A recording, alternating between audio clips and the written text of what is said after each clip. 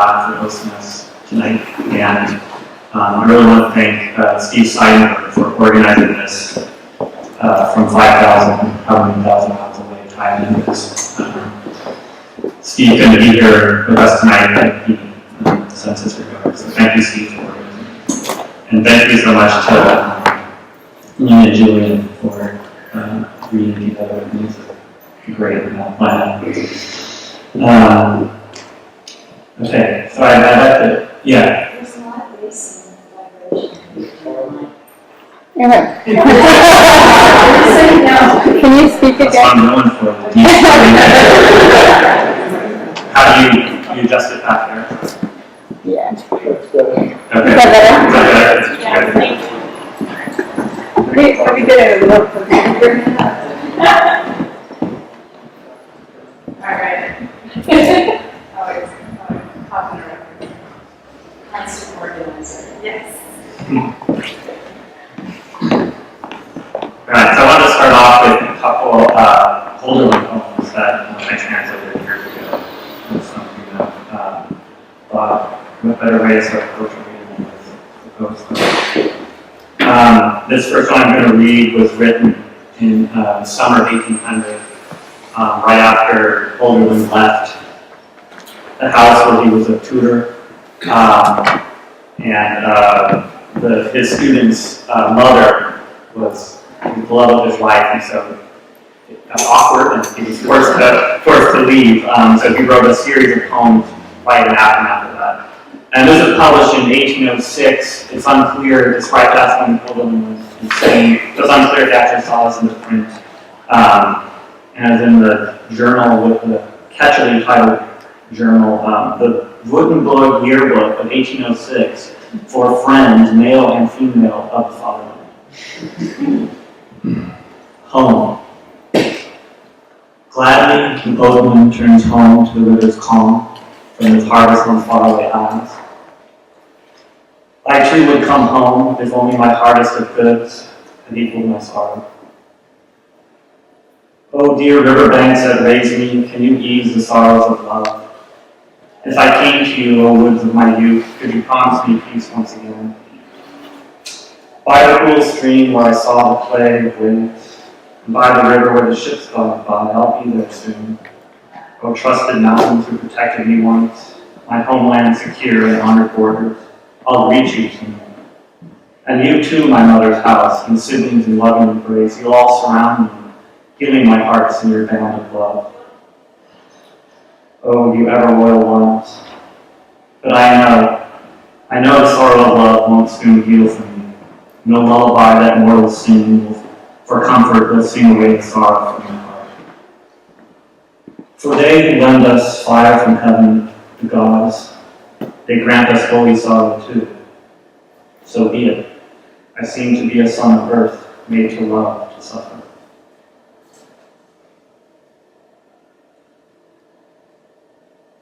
The course of life. You too wanted greater things, but love forces all of us down, and suffering bends us still lower. Yet our art does not return to where it began today. Upward or down, doesn't a straightness, a law, prevail in the holy night, where mute nature imagines the coming days, down in the crookedest bend of hell? This I learned. For you heavenly ones who maintain all, have never, as far as I know, led me with caution, as mortal masters do, along the level path. The gods say, let man test everything, so that powerfully nourished he'll learn to be thankful for all, and realize his freedom to set out wheresoever he chooses. And my last folder when you nod, he wrote in 1806, again right before his final break. He was 36 at the time. He died at age 72, and this poem's called Half of Life. Half of life. With yellow pears and full of wild roses, the land hangs in the lake. Oh, dear and climbing swans, and drunk with kisses you dip your heads in the holy sober water. Where in the winter will I come upon flowers, and wear the sun's light and shadows of the earth. The walls stand speechless and cold, and the wind weathering is fire.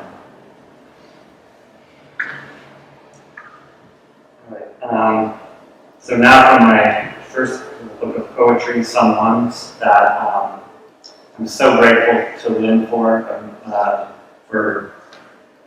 seeing something in these poems and publishing them. I really can't express that gratitude now. It's divided into 3 sections. 1, C. Black car through green fields toward the sea, incommensurate endeavor. Slowly, a white ship, small in the distance, passes. The sky is calm. Passions and boredom are on that ship. Though from the green hill is no such world, but the human smallness, uncanny, on the wide blue sea.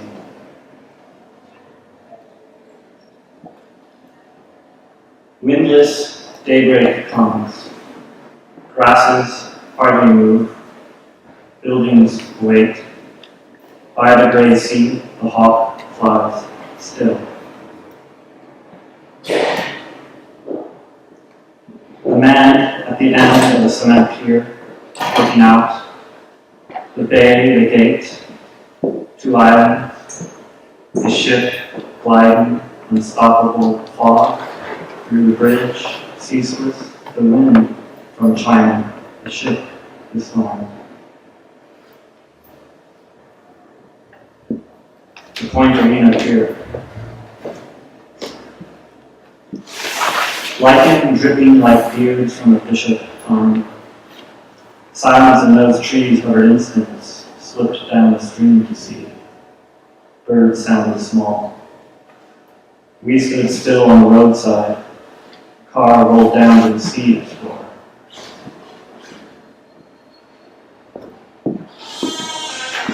The wharf holds against the sea heap. Gulls cry.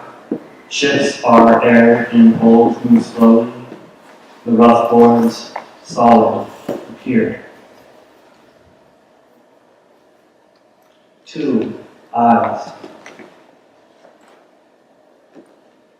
The mind elides eyes evidence, needs words, deems this thus, springs an image from the flood to bind experience in us. Image. The sea expanse, a bluff.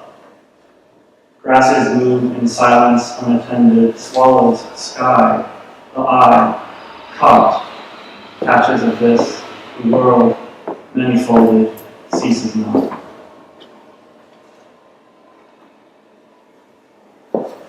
An eye sees stone or water, the sky color, trees, the mineral fact, or another eye, which is of another creature. Even the black eye of a bird sees this, and is seen. Eclipse.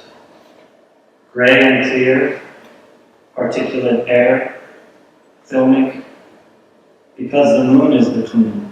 Left from, the sun moves, makes a ring of light cast through shadows, strange, pale over earth.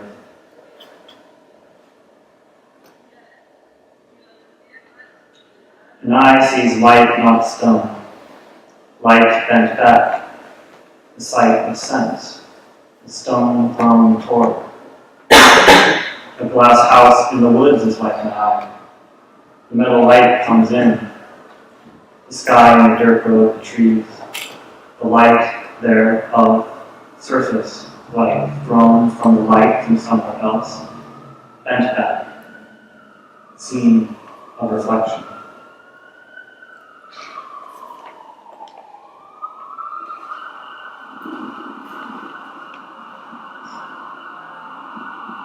The mind never ends in the train of its distractions. Images of another distant solid whole is caught in its magic media, tiny stones sounding underfoot. The horses nearby quiet. And the flowers fall silent by the roadside, yellow things, mostly green.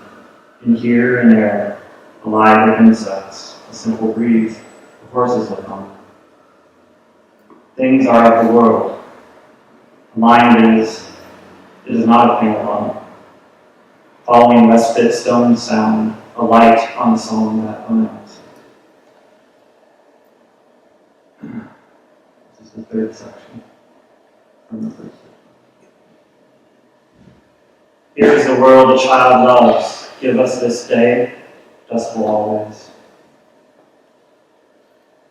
Tender coil unfurled. The wind and years pass through. In October, leaves fall, comes, we leave too.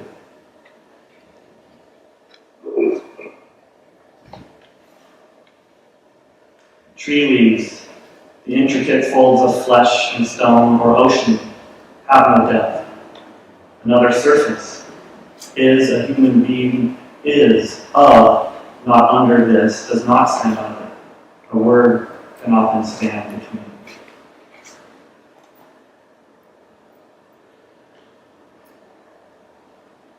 Under clouds, involutions of towers always changing, showers, geometries of blue steadfast above all is the sky, not a word, pulling weeds from wet earth on the farm as the cars sweep highways across lanes stacked high give hum and steel noise. Turn, breath, plant, bird, soil, sun and rain, heart in the city, spring. Remember the feeling, pad of the earth and a poem, as the cars, metal swift, sounded fast and human and alone a word can be unmoving but not a plant or rain or speech.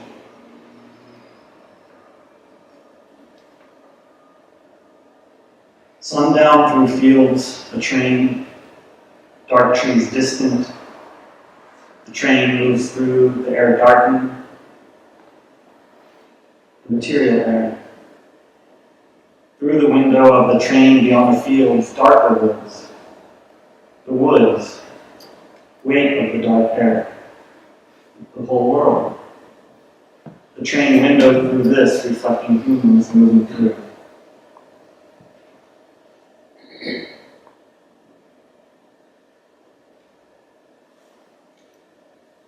Centuries look out. The toil lies silent in the soil. Passions dried on plains. Tall grasses move. The reaving wind. Hours of inconsequence. Nothing more or less than something else is anything. The grasses cut, melt away by fall. Into this, what fragile lines these lives.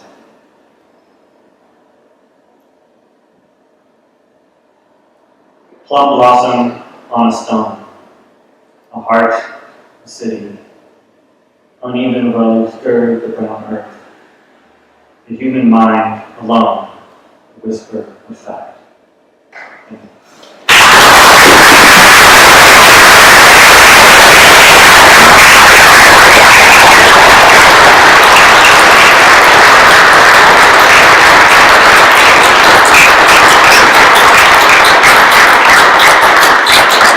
The publisher of that wonderful book, it's really lovely to hear it out loud. Sounded it in my head as I was looking at the manuscript, and Brolaski sent it to me. I think it with me. It's a beautiful book. Thanks all of you for coming. I'm Lyn Hejinian. And I mostly want to read from a book that's not yet published. This is the Advanced and Corrected Proof, which will be out in like a month or so. And I'll say a little bit more about that project in a second. But I want to start with a work in a different room. And then I'll get to this. The aphorist applies a power to a sentence and then leans back to enjoy its drift. That's my kind of aphorism. Aphorisms rhythmic, syncopated, and suggestive. Aphorisms anew. Let's enjoy a plethora of aphorisms. Aphorisms point toward what remains to be thought about what is coming to be known. Aphorisms are like someone else's lost earrings that once found need to be returned because they aren't rightfully one's own. A Mandarin aphorism, an aphorism in Urdu, an aphorism in any language except perhaps French, an aphorism in a quandary. Let's construct an aphorism arena for aphoristic opera. Like a blue geranium, an aphorism casts a shadow of shaking milk. Aphorisms are delightful, but not to be trusted. In aphorisms, recurrence wells up and overflows. That the roadside weeds quiver in the shared common wind is aphoristic. The aphorism takes the logical pathway from whatever to take it all in. The aphorism is threaded through patterns of similarity and then gets snagged. An aphorism is an adventure of nomenclature, grammar, and line. We aphorize across the flap of the wind-blown flag. Are aphorisms commodifiable, reifiable, monetizable, advertisable? I proffer an aphoristic yes. The aphorist wheezes. The aphorist exacerbates. Satisfactions are gaps in desire. That is an aphorism prepared on August 8 or 9 for use on the 9th of February. Aphorisms are retrieved from imaginary bottles. Here's an aphorism best understood after a bit of wine and a lot of laughs when we're in a mood to approve of each other and ourselves to an injudicious degree. The only escape from pessimism is forever to abandon regret. Sweaty aphorisms with sweet aphorisms. Equine aphorists with grassy aphorisms. Sporadic aphorisms. Infinite aphorisms. Aphorisms in my book and aphorisms in my head. Aphorisms should be edifying. Aphorisms should mystify. An aphorism that makes 3 points should make one wary or weary, as it's apt to be too logical. The logic is apt to be syllogistic, and the synthesis is apt to bring about the death of the aphorism. Aphorisms spat. Aphorisms spread. Aphorisms slice or spit. If I had a duck, I would take it to swim in Lake Aphorism.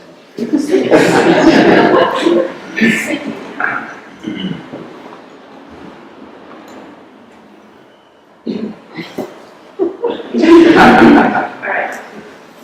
The aphorist never describes. There is no aphoristic diatribe, no aphoristic explanation. Aphorists may meet, aphorisms never. An aphorist named Cappuccino, an aphorist named El Bandito. No aphorism is safe from foxes. Thumbnail aphorisms, unabridged aphorisms, all-purpose aphorisms, aphorisms tossed into a fountain, aphorisms thrown into a pond among pennies ignored by mottled carp. Audiences for aphorisms aren't large. Aphorisms explain nothing. I got into a period of being really interested in the weirdness of perseveration that keeps using a single word, and how crazy it gets, and how the word like aphorism becomes empty and you can't remember exactly what it is. So this is a very different project. It's a sequence of elegies. The dedication was very short, in memoriam, Charlotte Ermengarde Elfridson, March 2, 1966 to March 21, 2004, and the others lost from life. It attempts to refuse to accept the death of anyone at all, except for me. That's okay with me, because I won't know it. But everyone else that I know who has died, and many that haven't died who I don't know, in these horribly violent times. I wanted to think of a word that would formally or methodologically incorporate the unacceptability of that. So the work is built of non sequiturs, which end up sounding aphoristic, which is why I wanted to start with a work that makes fun of aphorisms. It's mostly sentences about the life that goes on after someone dies, anyone dies. And there are funny parts, so it's not going to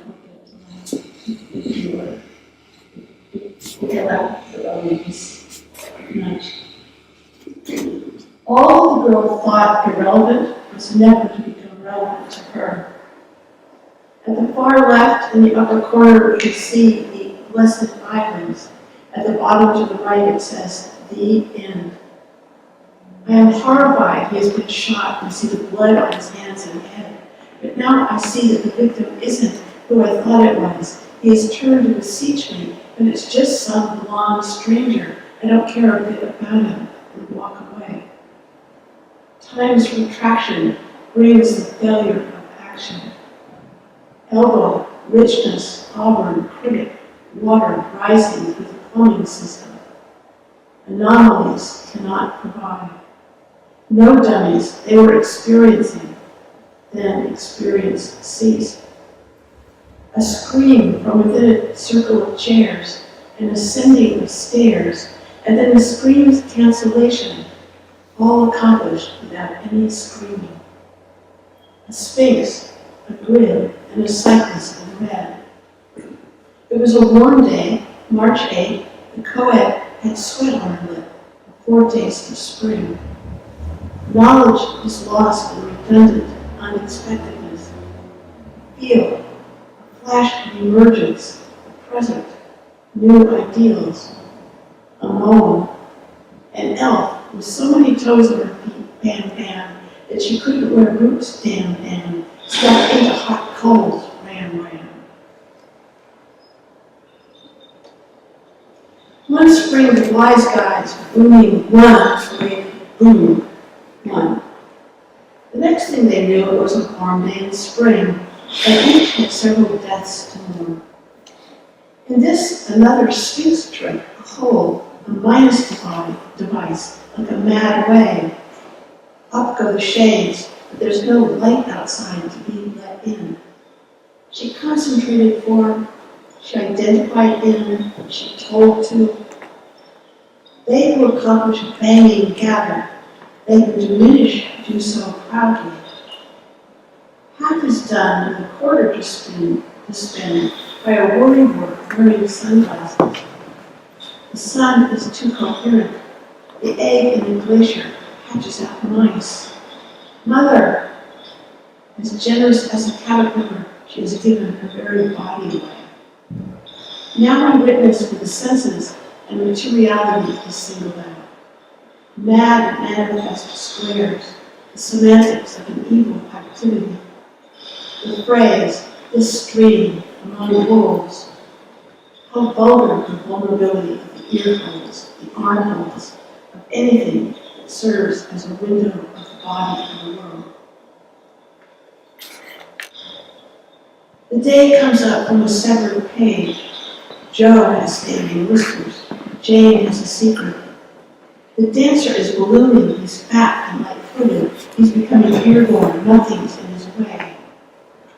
How oppressed the young woman is by her mother's image of the happiness that must be hers. Along comes a wave casting spray as it fails, down and down, half asleep on a towel, and half awake in a rowboat, adrift on a violent sea. The cold in this luminous season stings. Let us go then, you and I, in pajamas through the sky, in which we'll dine on rice and pie, we'll drink of apples made of lace, we'll topple statues, invent space. There in her hand is a slice of bread, the surf is just beginning to stiffen.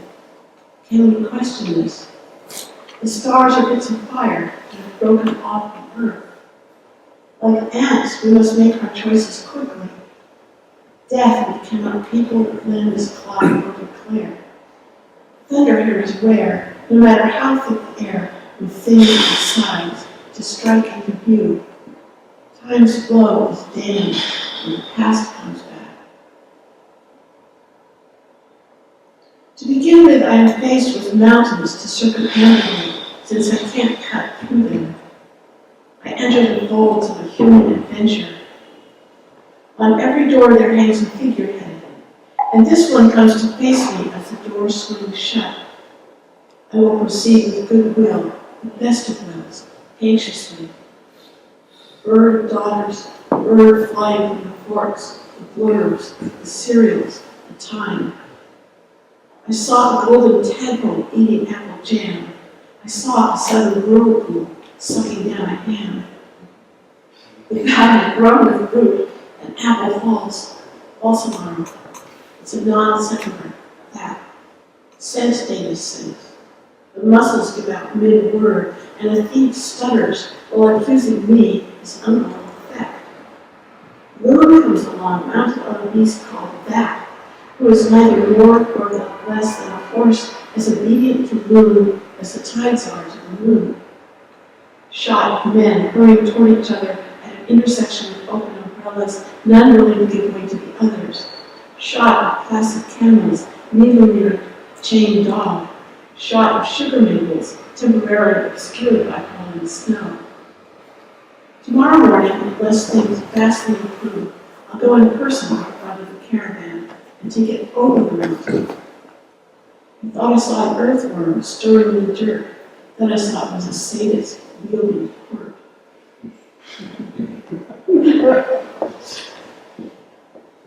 Smoke is the noun for the thing over the fire. To sting is the verb for what's being done. It is only in this light that I can see the spider's web. Along comes a girl with mighty thighs and stride with equine butter. Nothing rises that doesn't rise. A woman had the finer python, and its name was Palm, but she called it Call, a blown shell. New consonants are discovered far more often than they can be used. Come rain or shine, she takes the umbrella on even days of the month, and she takes it on odd, and whenever the dog loves best, it will follow. Gone is the adjective lost, or was it last? In the museum called Unless hangs the cup of a beast that seldom comes to hand. That's all. Can we call light falling? We can talk to each other about tiles, snowballs, and cameras. In a cave of ice, while wild weather rages outside, she, anticipating the loss of her crown, makes a comment opposed by none.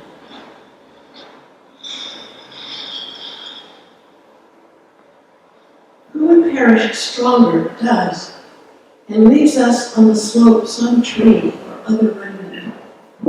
Reason what a flurry, what a fishes, what a fury. This that the body does is unlikely. The lawn ants go along through the woods and over the log onto leaves that fall into the creek where some ants drown and some ants travel. We can only ask as like to unlike ever since. There once was a woman who was allergic to cats and never allergic to eagles. What remains we ask impossibly to honor for. My daughter can speak. It was said long ago that the stars write the sky. It was said that what enters a cloud will exit elsewhere. In the snapshot we find one and find absent. Ask what of fire, fever, sugar, and lag time. Papa, Papa, can you come back home? In the form of a queen, the free fish returns his long-lost hook to a poor fisherman. And so we see that the here and now that are constantly changing are always current, or are they?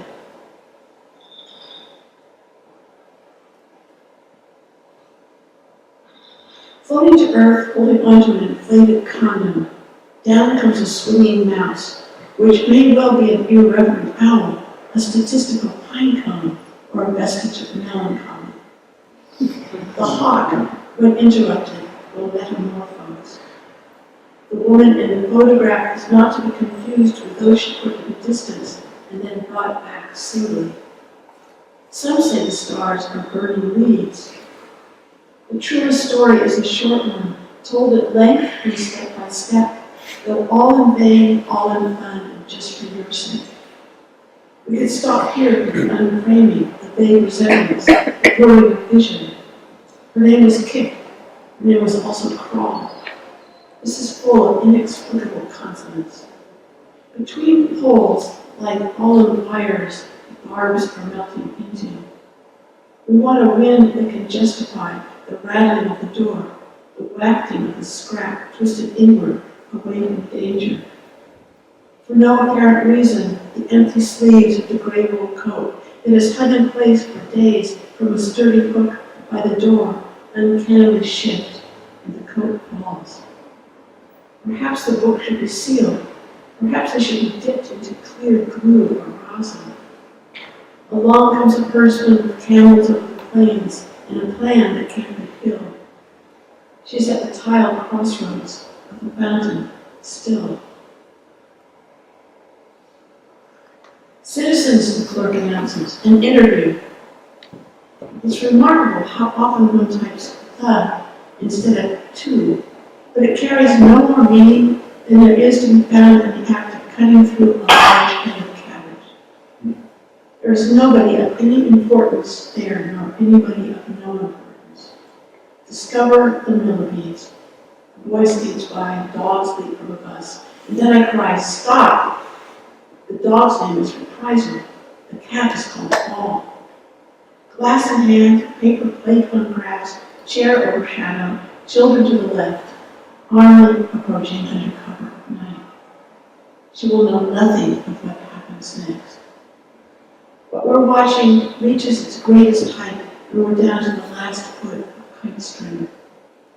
A stranger walking readily toward us appears. When this truly becomes obvious, when it is incontrovertibly true, that dong, dang. This is no way to translate as if muzzled by the yarn binding the tongue. Behind the mask that represents the clown's lowly status, the clown conceals her lowly status. She lowers owls into your arms as if they were complete without them. And then the last poem. On tiptoe and mordant, trailing festival cloth, there goes a reveler with a treasure. Let us state that kindness can be easily confused with cowardice, often enough merely to state irregular.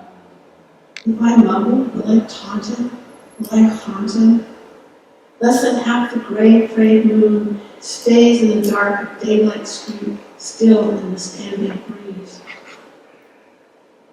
Under the thinking stars blowing tequila through a drinking straw, on the plains of cool silence of necessity, a dream of necessity. Who has the plagiary, she asks. It's a fine recording with no hisses. The paradox is not the same as scorn, contempt, or sourness. It is, on the contrary, a key component of our soulful existence. The train is in fact a curtain air can't turn. This is what the consort says of knotted thoughts shot through with unshared views. It will call for paleontologists. Jollity, sorrow, gloom, gentleness, and success appear without excuse, like a lunatic's opinions, and just as with a nut's ideas randomly disappear. We conclude by promptly correcting apples. We cannot hope to continue indefinitely without ever getting into trouble. Thanks.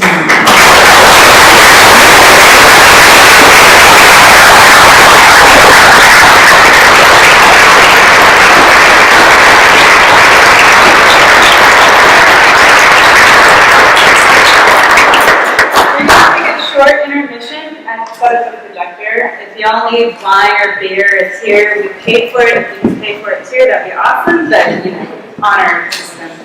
So, enjoy.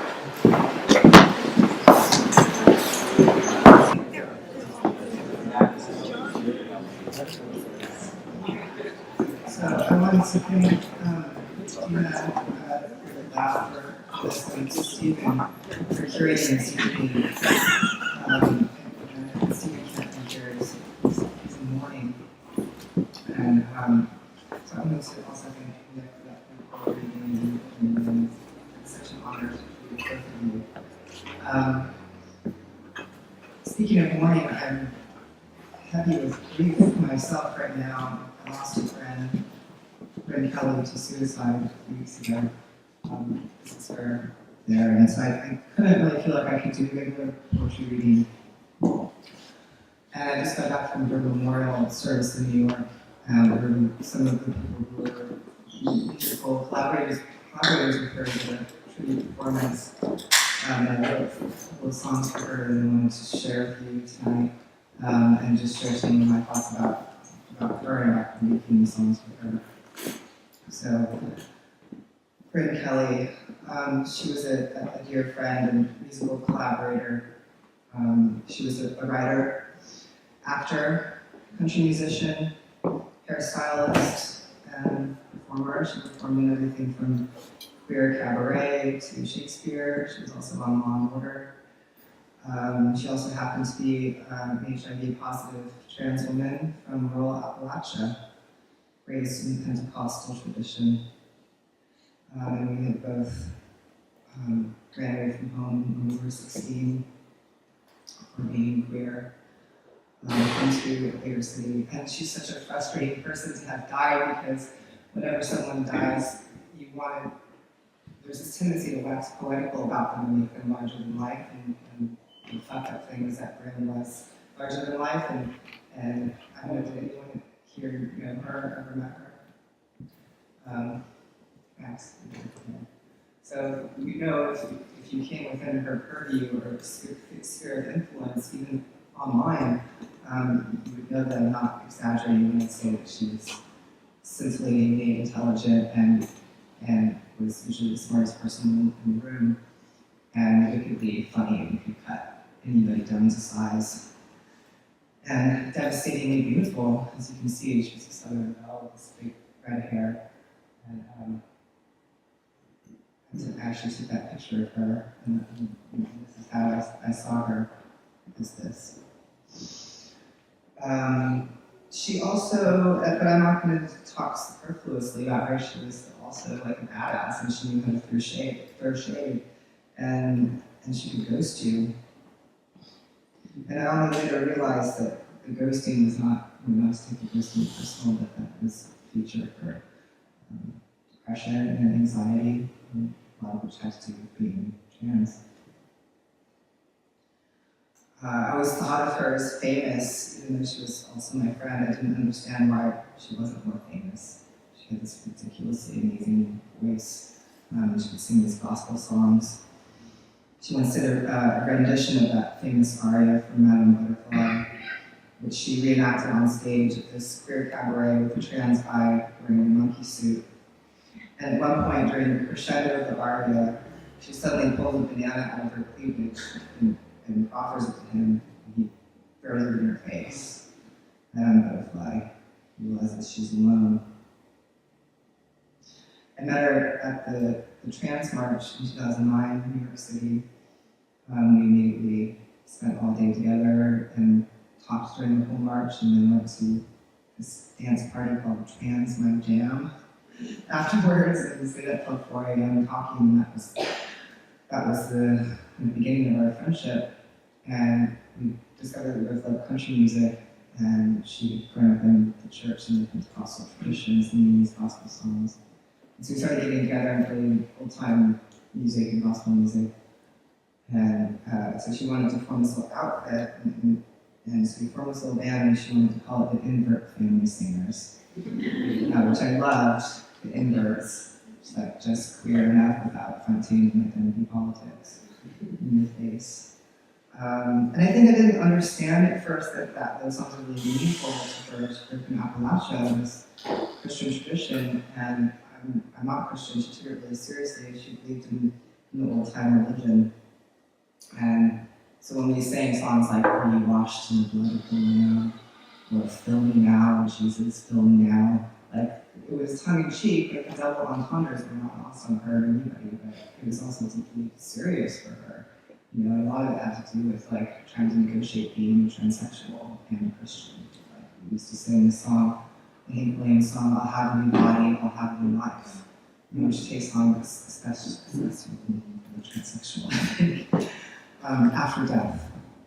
Have a new body, have a new life.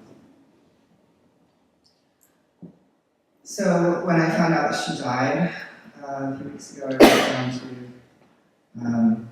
the marina down at Emeryville in my truck, and the driver made so I was shy about something at home, with the intention to write for Brand a gospel song. And I'm not a religious person, I don't come from the Christian faith, but I was kind of worried about her theologically. I didn't know what the Pentecostal church thinks about suicides. And so I was trying to, I think in my mind I was trying to make this argument for her to like, you know, sing the angel choir and whatever her reality is like after death. So I tried to call her to me. And my way of calling her to me was actually singing the songs that we used to sing together, like singing like the song that she sang lead on. So I was like playing and singing the harmony parts. So I was trying to make this psychic space for her to kind I don't believe in spirits or ghosts or anything like this, but I don't know, I guess I believe in an essence or an energy, and there was something that I was trying to call to me. So I sung the song she liked to sing. Lead on, my honky tonk girl, I wish I had never seen sunshine. Just the more morbid follow-up number 2, You Are My Sunshine. Wayfaring stranger, I was parked under a cypress tree. Later I learned the cypress is an ancient symbol of mourning. So the song references Martha and Mary, and Britain's patron saint was Martha. Martha was known for her service and her domesticity. And Bryn was very much the consummate Southern Belle hostess and the amazing biscuits. And I remember the last time she cooked for me was Super Bowl. It was 2 years ago. And she had made like this giant vat full of pork and trays of chicken wings and collard greens and biscuits. And, it was also her birthday, February 7th.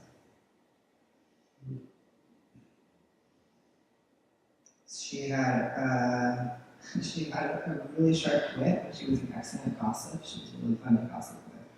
And her politics were fucking on point. Like she could cut you down to size and call you on your privilege, and you would be grateful for it.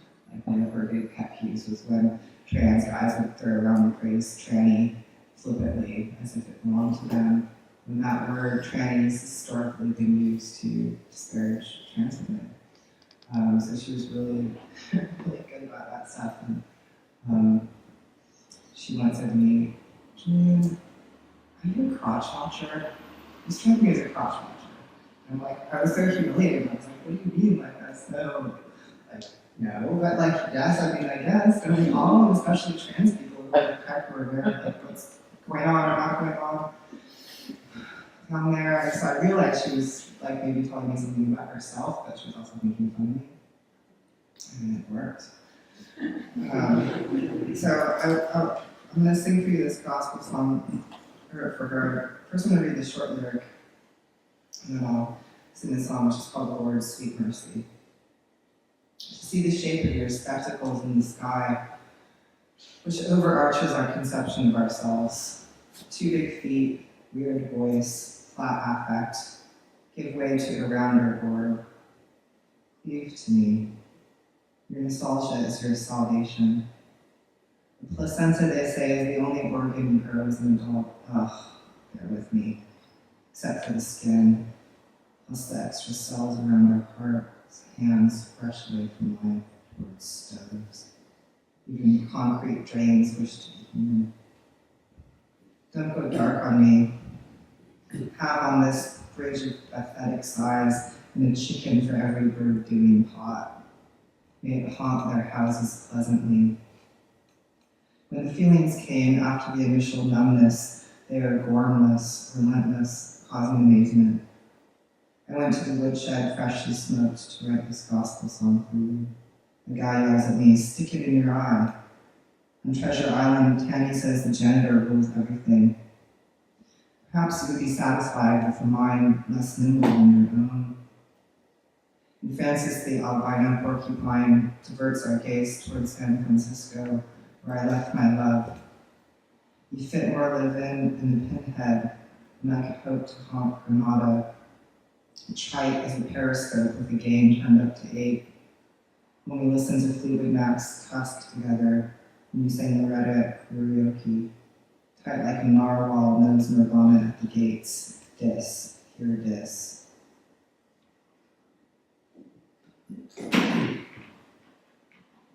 Alright, so this is called Lord's Sweet Mercy. I'm kind of kick away this coding a little bit. Not too disastrously.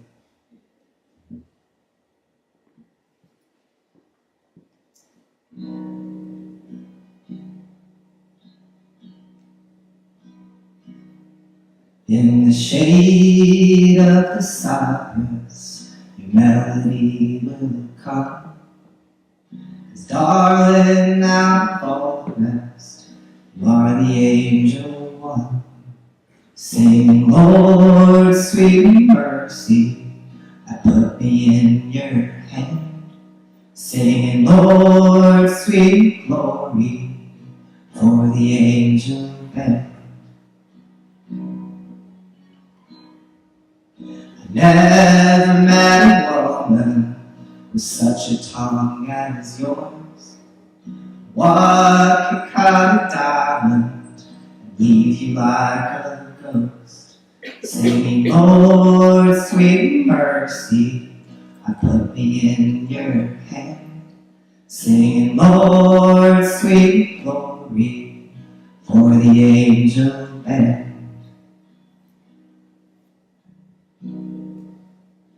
Martha, Mary, entwined on the breast of your sister in service and your friend in Christ. Singing, Lord, sweet mercy, I put me in your hand. Singing, Lord, sweet glory, for the angel band. Font of every blessing, come thou to me. My heart is like a wandering bird on a string. Singing, Lord, sweet mercy, I put me in your hand. Singing, Lord, sweet glory, for the angel band. Singing, Lord, sweet mercy, I put me in your hand. Singing, Lord, sweet glory, for the angel band. Singing, Lord, sweet mercy, I put me in your hand. Singing, Lord, sweet glory, for the angel band.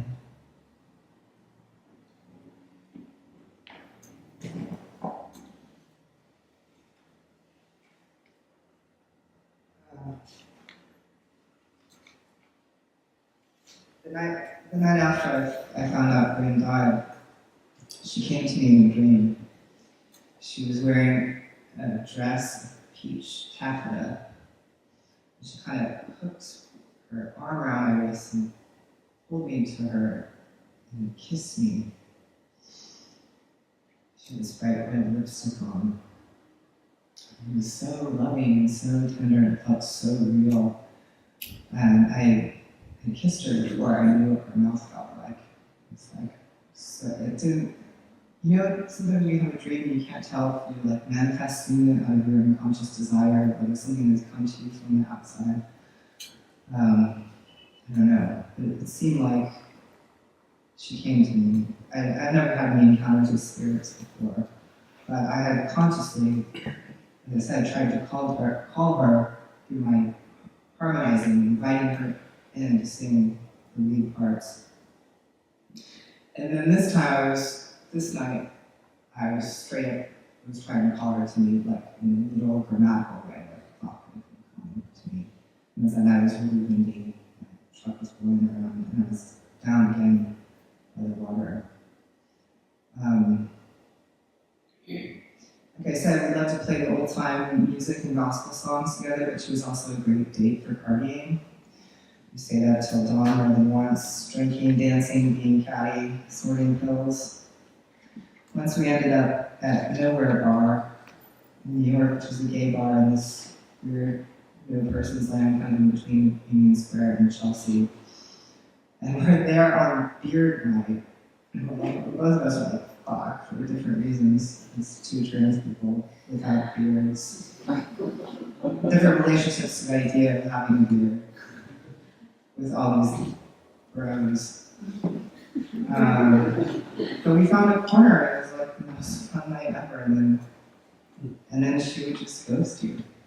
And I wasn't the only one. Her friends were familiar with this scene and this theme of hers, and just thinking about how much it took as an HIV positive trans woman who passed, not all of the time, to even get it together to leave the house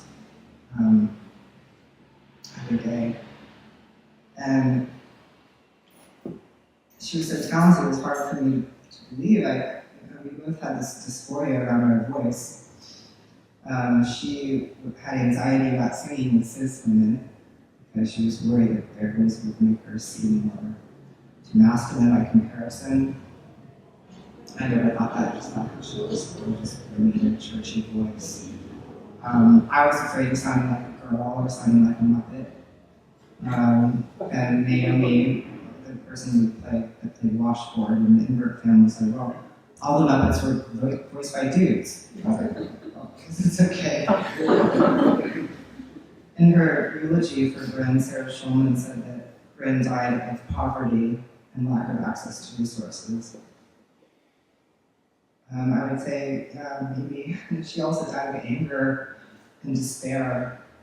And this was related to coming out of being trans and being HIV positive and being poor. She suffered from anger and despair, but these things were not incompatible.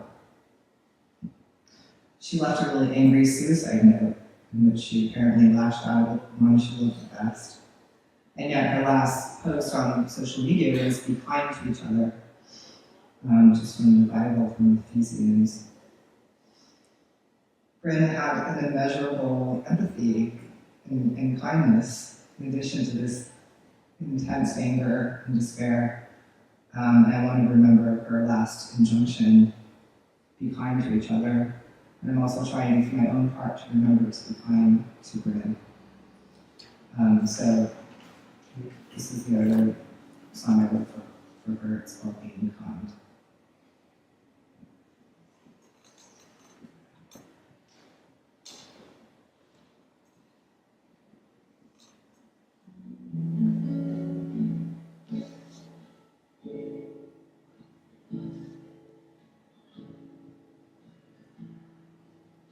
Wild winds are raging down at the marina. I'm calling your ghost to me now. Sometimes it seems like you come to me in my dreams, but I don't know if it's me or if it's you. Like an owl in the desert, sad and disconsolate, I cannot take my food. And how can I come between the divine and beloved when you've been called to end? Are you looking down on us for grieving so stupidly, for loving your memory, being kind to you? We become to ourselves.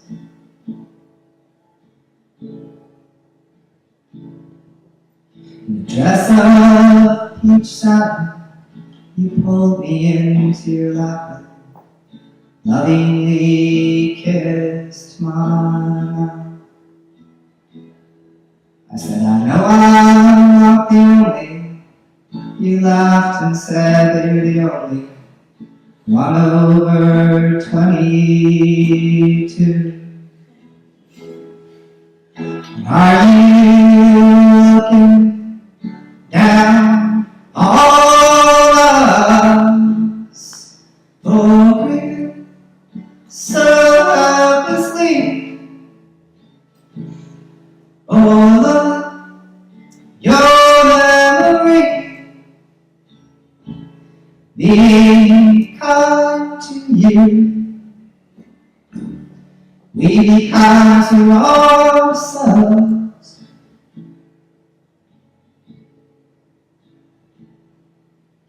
When you sang about that old time religion, I don't guess we're no joke to you. Your voice rang through to that telephone in heaven, like some Pentecostal Patsy Cline. Are you looking down all of us for grieving so stupidly?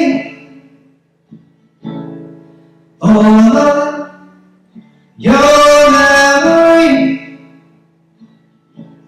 be kind to you. We be kind to ourselves. Be kind to you. We be kind to ourselves. Be kind to you.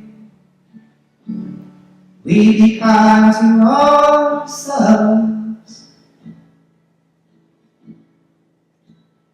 Be kind to you.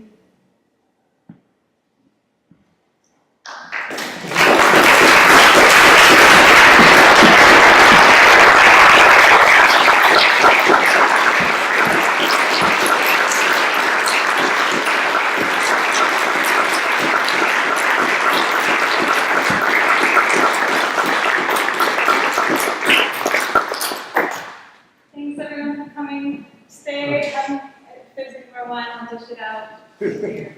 Hang out if you want.